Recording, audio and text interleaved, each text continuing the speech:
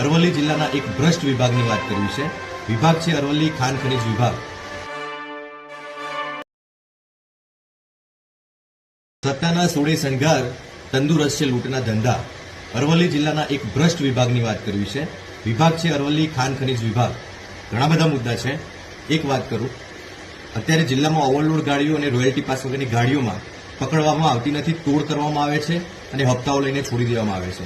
તો કઈ રીતે સમજો, 10 ટાયરની ગાડી હોય એની 18 ટનની કેપેસિટી હોય અને 12 ટાયરની ગાડી હોય અને 25 ટન.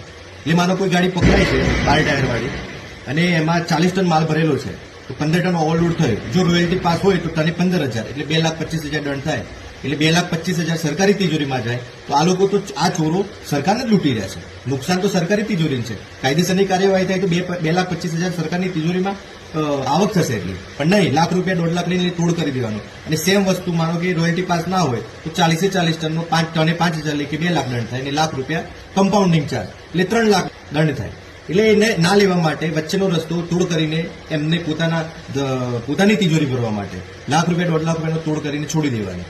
આવું કેટલાય ટાઈમથી ચાલી રહ્યું છે. એ જ રીતે જિલ્લામાં ઈ સીસર્ટી વગરની કોરીઓ ચાલે અને પરમિટ આપો, રોયલ્ટી પરમિટ કોઈ જગ્યાની 10,000 મેટ્રિક ટન, 2,000 મેટ્રિક ટન, તો એના કરતાં 10 ગણું ખોદકામ થઈ જાય. તો ત્યાં હપ્તાઓ લઈ લેવાના, પૈસા લઈ લેવાના અને માપણી ઓછી કરવાની. છેલ્લા 6 મહિનાની પરમિટ આપેલી જગ્યામાં નાખેલા જથ્થાની માપણી કરો, દૂધનું દૂધ ને પાણીનું પાણી થઈ જાય.